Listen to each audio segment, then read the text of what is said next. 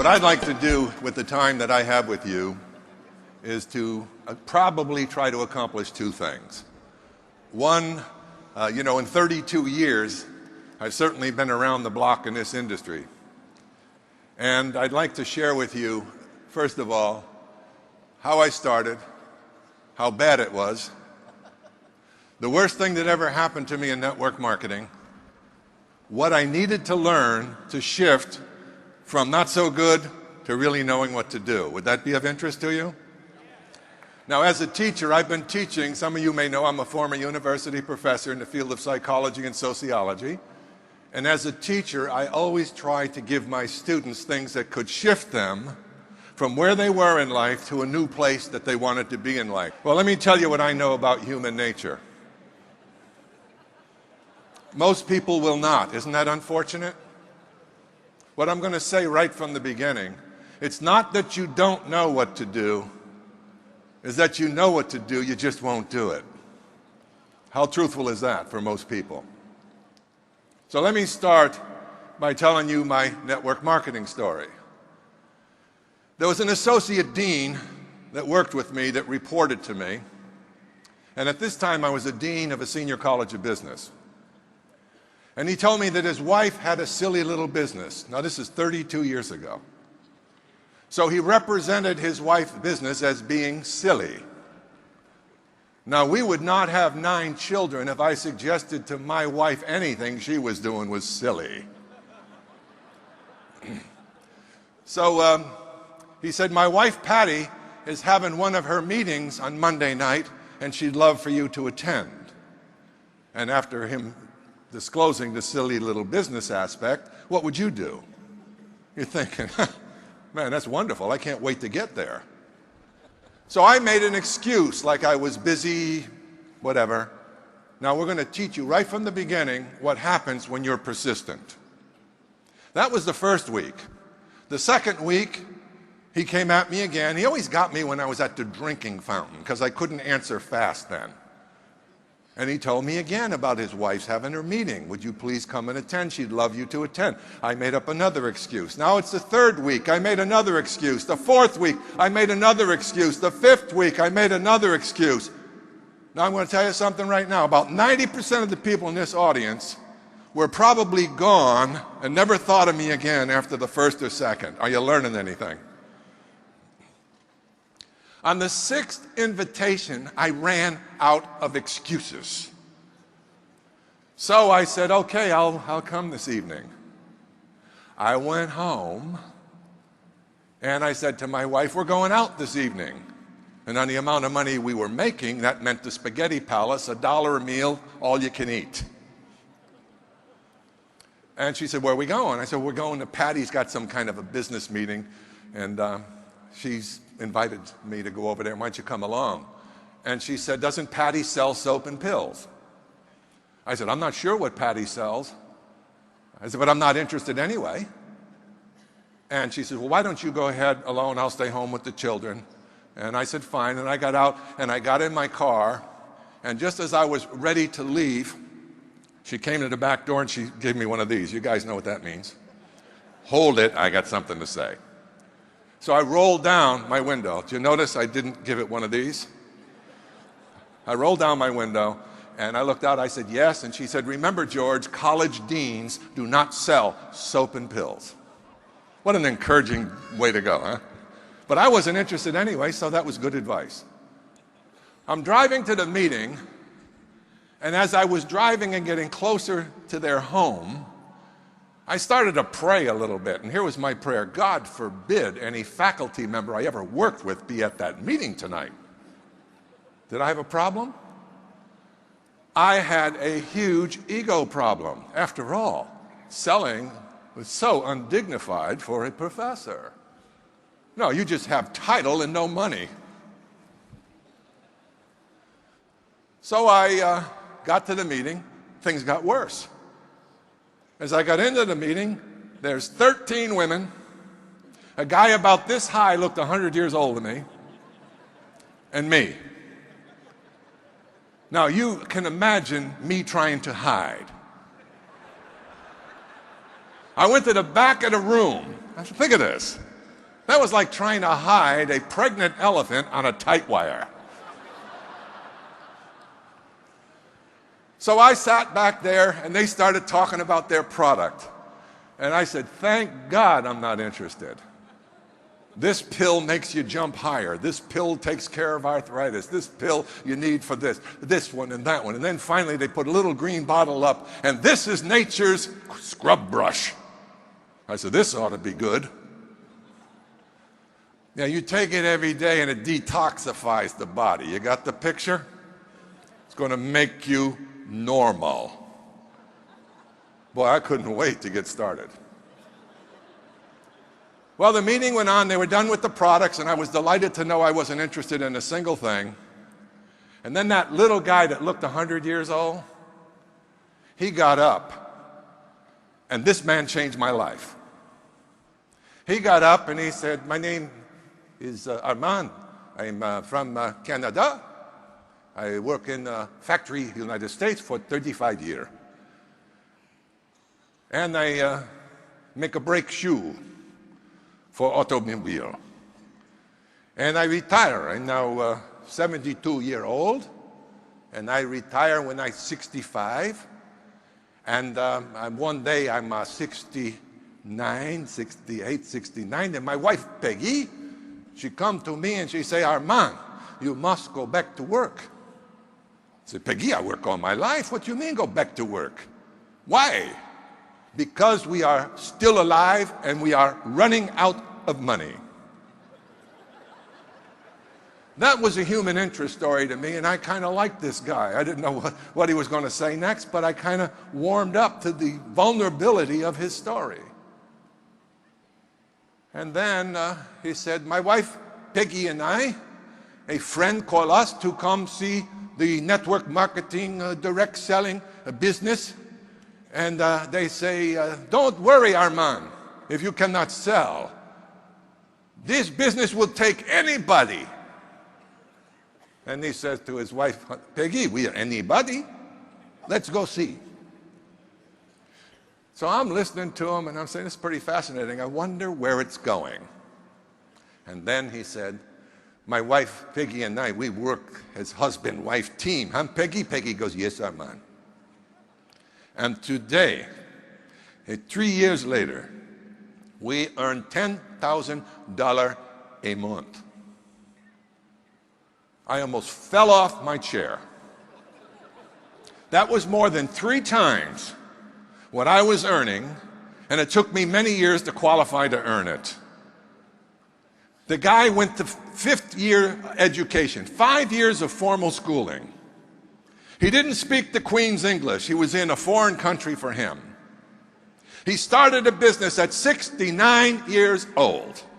And at 72, he was earning 3 times a month more than I was. All of a sudden, whatever that stuff was on the counter that I didn't like, I was warming up just a bit. Well, I'm going to give you your PhD in network marketing right now if you're ready for it, because this is when he gave it to me. Are you ready for it? After the meeting ended, he went up to that table, and he had 2 shopping bags, one inside another. This was the level of sophistication for $10,000 a month. And he started putting those products in those 2 bags. And I went up to him, all the ladies left. And I said, Armand, my name is George Zalucki. I said, God, I am impressed. That was clearly a euphemism for I am jealous. I said, can I ask you a question? He said, yes, you can ask me a question. I said, tell me, how can a guy like me who's only been a teacher and a coach get into this thing, network something, and make $10,000 a month? Now, why did I ask that question? Why do you think I asked that question? Because that sounded good to me. Does it sound good to you? Well, why don't you ask for what you want in life instead of praying all the time and wondering whether it's ever going to come to you? Prayers without works mean nothing. Faith without works means nothing. So, oh, he said, big man, you would like to earn $10,000 a month? I said, yes, that would be nice. He stood right in front of me, and he was about this high, I swear. I'm big, but this guy was small. And he's looking up like this, and he said, I ask you a question, big man. Listen to the question. Listen to it. Will you, big man, as represent 1 year of your life? I don't care if you do full time or you do with your spare time. You'll just have more time to do same simple things. You don't look over your shoulder left for 1 year. You don't look over your shoulder right for 1 year. You focus your mind, and you will succeed. Can you do that? He said.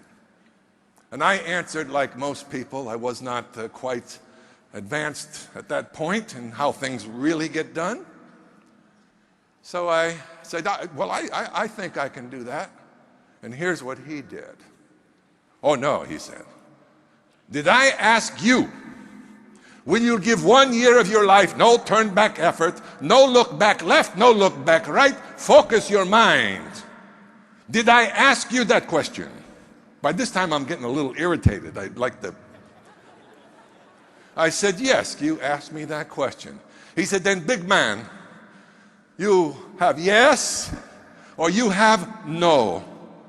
Now pick one. I said, yes, I'll do it. Now here's the best training I ever had in my life about success. What he said right now. Here's what he said. That's good, big man. I can teach you no more. Now I'm going to tell you something.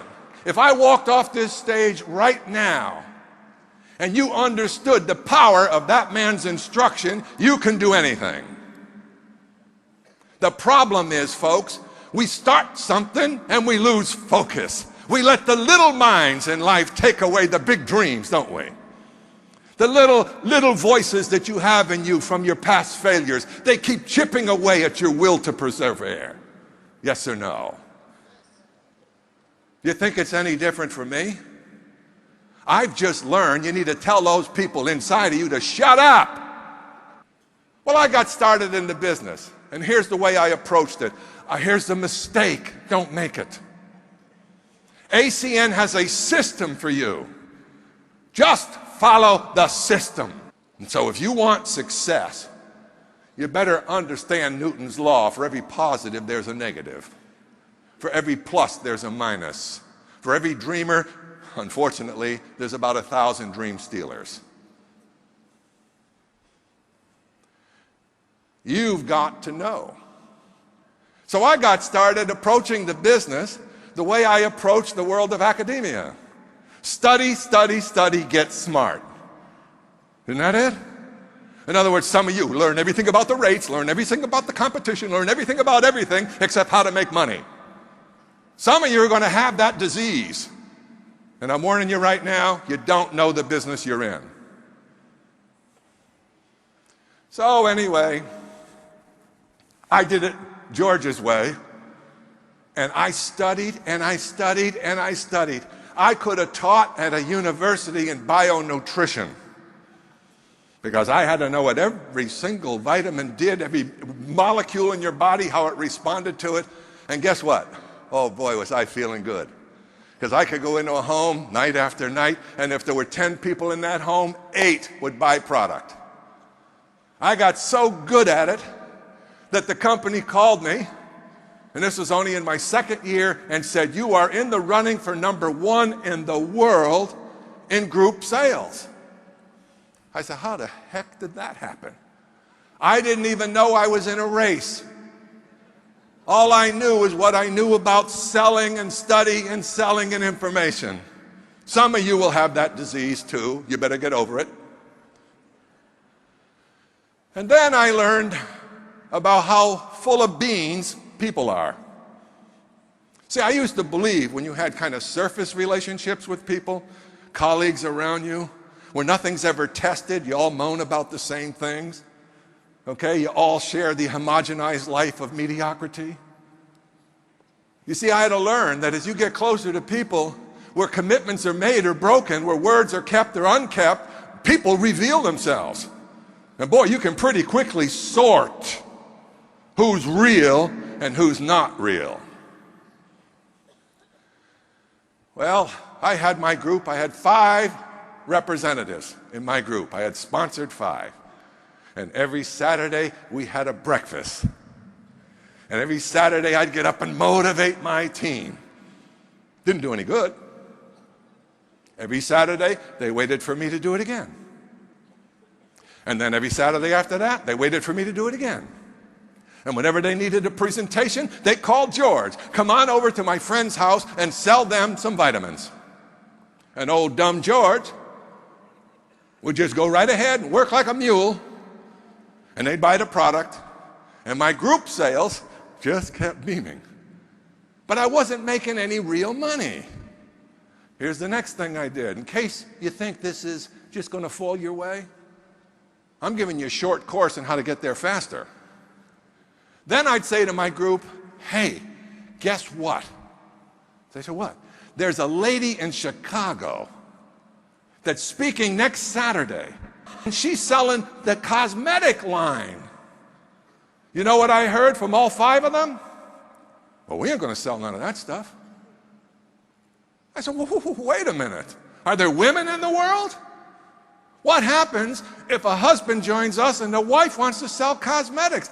Come on, guys, let's go. Plus, we'll learn how she's doing it. Guess what? Here's what I would hear. Oh, you're going to drive 265 miles one way, go to a meeting, and come back 265 miles? You're going to buy us lunch? Sickos. Losers. They don't understand how the world works. You got to give before you take. It's a law of the universe. It's a forgotten law for all too many. What's in it for me? It's got to go out before it comes in. And I'll give you some news. What you're putting out is going to come back. It's a discovery of life when you recognize where you are is where you thought yourself to be. There is no action in humanity that is not first stimulated by a human thought. Therefore, you create reality by your thinking, which means your reality is being created in an ongoing fashion, moment by moment by moment, because your thoughts determine what you understand and see. Yes or no? See, no 2 people see the same reality. It's impossible. Because all of us have different backgrounds, different intelligence, different educations, different upbringing, different cultures. Think about it. Those are the filters in your life for what you see in the present moment. So you don't see real reality. You see what you think is reality, and so do all of us. Now, once you learn that, do you understand that you are a creator of your life? Through the medium of your thoughts. Your thoughts will evoke your feelings. Your feelings is reciprocal and will evoke more thoughts. So what if your feelings are negative? What if your feelings are full of doubt and confusion? What do you think your thoughts are going to be in the cycle of feedback? It's going to make you powerless. So you need to, if you want to change your life, you have to understand, you have to change your thinking. Can you get it? Yes. It's amazing that great teachers, great philosophers, great religious leaders through all of history have taught us about the power of the nature of our thoughts. And we go right through life with habitual negative thinking, not knowing the consequence that follows. Whether you think you can or whether you think you cannot, Henry Ford said, you are right. Milton, the mind is its own place. It can make a heaven of a hell and a hell of a heaven. The mind. Aristotle said this. He said, success and excellence is a habit. Is a habit. What kind of habit? The habit of developing right thinking over a period of time that you do right things. Dr. William James, the father of American psychology, said it this way. A human being can alter the circumstances of their lives by altering their attitudes of their minds. How many times do we need to hear it before we get it? And yet we will allow our minds to be reduced to the lowest common denominator of inspiration which surrounds us. Negative, negative, negative. This world is full of people who, if you gave them a donut, they'd first try to eat the whole. I'm sorry, but I'm going to be direct with you. If you want to win, you need to change. If you're winning now, you probably have figured it out. I'm going to ask you a question. Why do you think 5% of the people in the world own 95% of the wealth? Did you ever ask that question? Well, here's what most people, they're lucky, they were born into it, they're more smarter than I am. No, not the case. No. You want to take and observe it? Why don't you observe the 5%?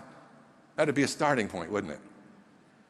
The 5% don't stop after 9 or 10 hours. They know that the number one asset for wealth is time. Time! That's the one resource every one of us has equally. The 5% are visionaries. They're willing to do over and over again simple things to amass a fortune. They're willing to wait, they're willing to sacrifice, and if you're not willing to do it, it isn't going to happen. You don't need another motivation talk. Haven't you had plenty of those? How have they worked so far? We need a transformation in how we think. We need new ideas. The only way the will is moved to something great is with a better idea to draw it forward. That's why you need to have goals. You can't hit a ball that you're not aiming at. You can't bring something into your life that you don't passionately want in your life. This world responds to passion. And we're so cool, huh? We walk around looking good and we're frightened to step out and speak to somebody and offer them something of value. Back to my story. The transformation in network marketing. I went to hear a guy who was making $8,000 a month. I thought God didn't even put that much money in anybody's pocket a month at that time. I got to go hear him. The guy's up on stage, they introduce him, he's a carpenter building houses. And he does this business and he's making $8,000 a month. I said, oh no, there's no way I'm not talking to him. So I got a hold of him when the meeting ended. I introduced myself. I said, listen, I just want 5 minutes, please. Why did I do that? Because good, successful people are nice people. You will find that out. They're willing to help someone else come along too. So I said, please tell me, how do you do it? $8,000 a month. Here's what he said. George, he said, let me ask you something. Why don't you tell me how you do it? I wasn't expecting that. And then I proceeded to say, wait till he hears my brilliance. And I started to tell him all about every product, and he just went like this. He said, George, you seem like a nice guy, but you're never going to make any money in network marketing. Hear the word? What was the word? Telephone sales? Vitamin sales? What was the word? Let me hear what the word was. You're not going to make any money in network marketing. Do you know that's what you're in? Some of you don't. You're in the business of helping people improve their lives. And it just so happens that we use the telephone products as a medium to transform lives. Leadership, inspiration. So the next thing I got was, you don't do network marketing, George. I said, what? You're never going to make any money until you understand the business you're in. The business you're in is to understand what's out in this world today. There are people struggling, trying to pay their bills. There are people in jobs they hate. And he said, don't get wrapped up in that. Lose your knowledge about bionutrition. I thought to myself, wow. He said, learn how to help people improve their lives through this medium that you have here. Move forward and learn how to lead. Learn how to inspire, and most of all, learn how to serve. Learn how to serve. The happiest people in the world are the people who are servants to other people's dreams and lives. The happiest people in the world. So the starting point, if you're going to make a change in your life, is to analyze your thinking. Be truthful about the conditions in your life. Take a serious look. What if that old man were here and gave you that advice? And he said, 1 year, no turning back. Focus your mind. Don't look back left or right. Will you do that? And you said, yes. And it was for the first time in your life, a yes you would never let go of. Guess what? You won't lose. There's just too many people in this world that will respond to what we have. The problem is you're not telling it to enough of them. Are you hearing me? You get 3 or 4 no's and all of a sudden, this thing won't work. Wimp right back into your wimpy world? Or stand up and say, if anybody can do it, I can. What is it I need to learn so I can get better? Where do I get my training? How do I come to the leaders' meetings when they put them on? How do I get on the conference calls when they're training? You see, that's what you need to do. It's a component. It's a necessary element of your growth. What are you reading? Probably not much of value. Tell the truth. What are you reading that grows you as a person? That teaches you the things you need to know to advance yourself in life? What are you listening to, and who are you listening to? There's your analysis. Start there. And if you'll tell the truth about what is influencing you right now, you will see the necessity of change. Success is not something to take for granted. And a lot of people, they reach a certain level of success and they actually believe they have arrived. And then they stop doing the things that brought them there, and they wonder why they're no longer a success. Did you hear Donald Trump, one of the wealthiest men in the world, speak about the word momentum? You work that hard to get there. I love what Artie says. Oh, you just made RVP? Great, you just started the business. Some of the RVPs looked at Artie like he was crazy. They actually thought they had arrived. Oh no, how many people in your group still aren't there? Now that's your job, isn't it? If your RVP isn't supporting you, isn't encouraging you, you should let him or her know. One other thing changed my entire career. And believe it or not, it was a cassette tape. I heard a tape that was given by a guy who was a researcher in a laboratory, a cancer researcher.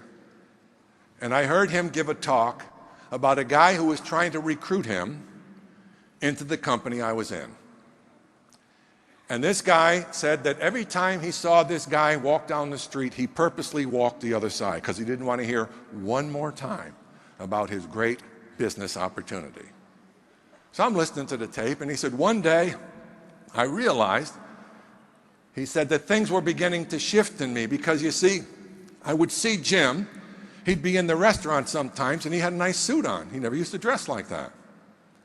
He said, a year later, I see Jim in a brand new Cadillac and a nicer suit in the restaurant, looking very successful. And he said, I had a bad time. I was getting tired of what I was doing. And I thought, you know, maybe, just maybe, I should go take a look at what Jim is doing. Well, the story went on, and this guy became a huge success, and he talked about the things he had to learn coming from a professional world. Well, here's what I did. I had to look and look and look. I finally got permission to make 500 copies of that little cassette. Now my Saturday morning breakfast, here's what I did. I walked in, I had a pile of 100.